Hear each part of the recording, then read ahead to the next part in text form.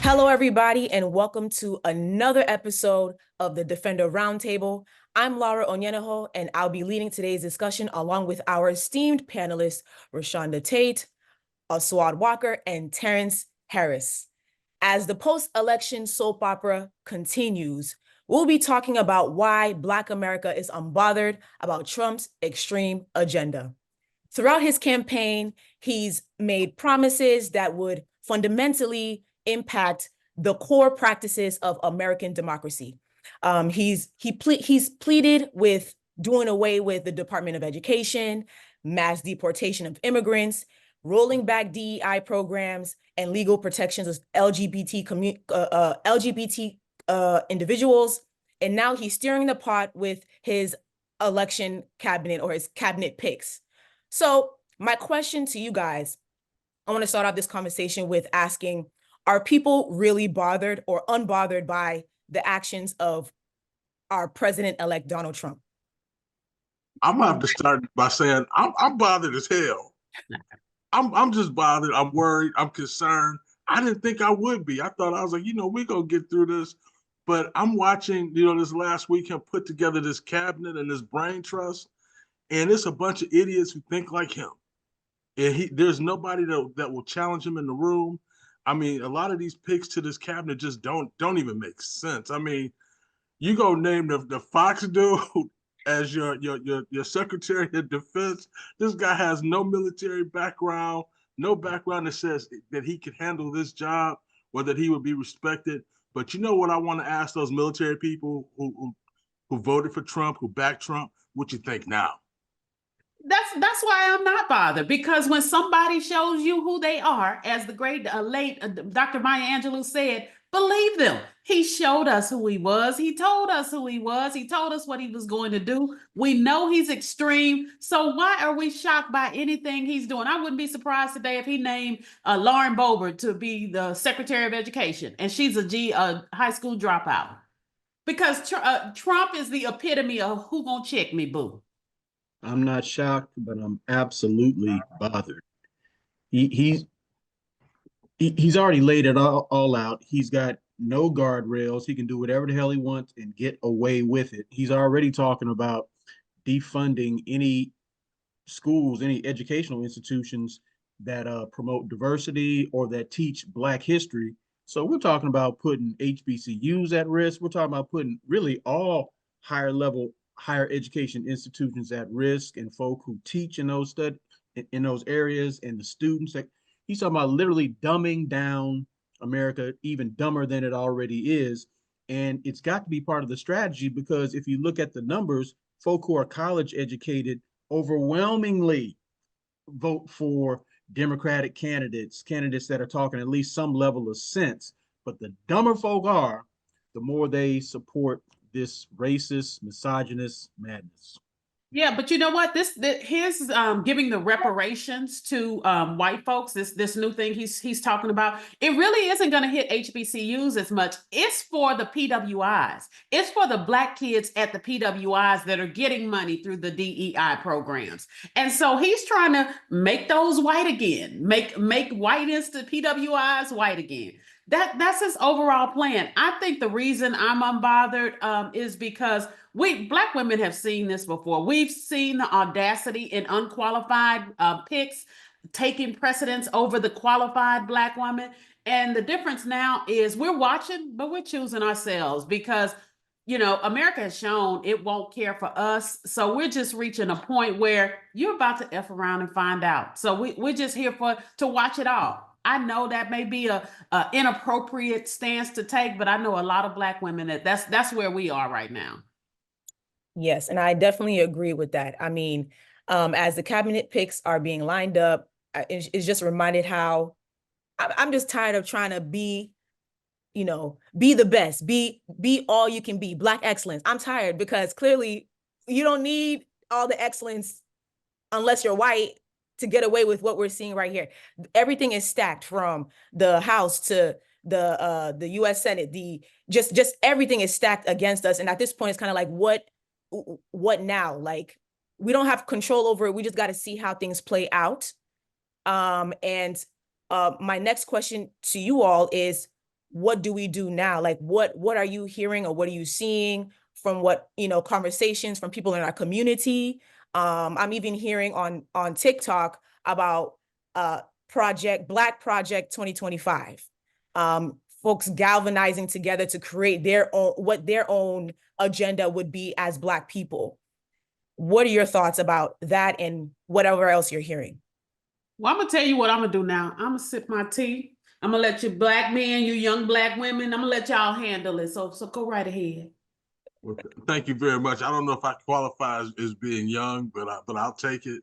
But what I'll say is this is our time to galvanize. This is our time to really come together as a community and understand that we are in for the fight of our lives. Because this guy means us no good. And look at his cabinet. None of those people look like us. And that's for a reason. I'm almost glad, because I just don't want to see another, idiot Black man, be his mouthpiece again, like we saw in the first, his first run as president. So, I look at that and I'm like, but this guy looks nothing. He's put together a cabinet that's not reflective of America. He's put together a cabinet that's reflective of him and what he needs. And people who rubber stamp his idiocy. And so that's bothersome. But I hope that we come together and we learn that we need each other and we got to fight together like we've never fought before. We got to take radical responsibility, meaning, there's no time for us to point the finger at what other folk didn't do. These quote unquote allies that were supposed to come through, to hell with them. We've got to look at this and say, what have we not done enough of, or what do we need to do more of to make sure that we are okay? One of those things we got to do is, when people disrespect us, our women, our children, our elders, they got to feel consequences and repercussions, or they will continue to disrespect us. The problem is, you can't give folk consequences and repercussions if you don't have institutional power. So like you're saying, Terrence, we got to recognize there are things we've got to do together, for us, by us, building institutions that allow us to enact and have and wield some level of power, so that folk can feel when they mistreat us. And part of that goes back to, and I'm not going to preach, but we got to reject a whole lot of the things that we have been taught, that we are continually believing, from slave theology all the way down, that is blocking us from recognizing our own greatness so that we can go take care of our own business. See, MAGA has the presidency, the Senate, the House. They have all branches of government.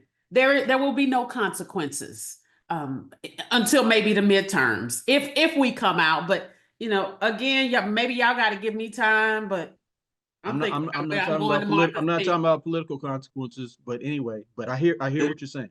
And I'm telling you this, and I've been saying this for years. One of the things that we need to do, we need to show this country how important we are to this infrastructure. We need a day of just sitting back, staying at home, not spending a dime as a people, and we'll show them. I hope we have the discipline for that, because it's good. I saw how to see you. That's my hope. I said, I hope we have the discipline for that, because the one thing I noticed is, like, because this country does not deserve us. It doesn't deserve Black women, doesn't deserve Black men. We get riled up and we say, oh my God, I'm angry. After a year or so, it dies down. We're going back to the same mumbo jumbo. And then the next 4 years, we're back at this argument again and we get upset. Mm-hmm. Like, when is it going to get really bad until we're like, you know what, we really got to do something? Like, this is the most craziest election I've ever seen. Like, Shonda's still sipping her tea. Shonda's still sipping that tea. I think the difference. I'm going on vacation. I think the difference here is we're about to get smacked so hard and so often that I don't think we'll have time to sit back and get complacent. We're about to feel something. We're gonna feel something that we've never felt before, especially our generation. If you weren't born and moving in the 50s and 60s, you don't really understand what the oppression is like that we're about to feel. It's coming. We're gonna have a hard time doing anything. Our kids are gonna have a hard time getting into college, getting scholarships, getting jobs. This is about to be ridiculous. And so that's why I'm about protecting your peace. I was in the airport yesterday and a group of Trump people in Trump shirts came up right next to me, all the space in the airport, and commenced to having a Trump is the best conversation. And it was obvious they were trying to get a reaction out of me. And I put my AirPods in because it is about protecting my peace, because they're going to try and get us riled up. They're going to try and get us to act out of character, to storm the Capitol as they did on January 6th. You got to protect your peace and all this. And then I do hope we come back and we get riled up and ready to make a move. But we got to get unified first. I mean, you couldn't even get, the black men and black women came together. We're not going to even talk about the Hispanic men that didn't come out to support Kamala. To support go against Trump. You got people now, the Gaza folks now trying to beg Biden and Harris to do something. Yeah, okay. This is a good preview for the article I just finished writing a couple minutes ago. 5 things we need to do for Black survival. And the last one literally says what you just said, Rashonda. We have got to embrace Black joy. We got to find Black joy wherever we can, but there's a whole lot of work we got to do to get to that Black joy. And I'm going to end it right there because we want to keep it on a positive note. We're going to continue to sip that tea. We're going to continue to focus on our mental health because we already did the work. So all the white women and all the, Hispanics, that let them go do it. Let us go rest. And then we will come back again and we'll regroup and figure out how we can knock things out. Hopefully in like the local and state elections, we can start from somewhere, So again, I want to thank each and every one of you guys, the panelists. You guys are amazing. And you guys, if you're watching this and you like what we're talking about, please continue to support The Defender and subscribe. Follow us on all our social media platforms. Until next time, bye guys.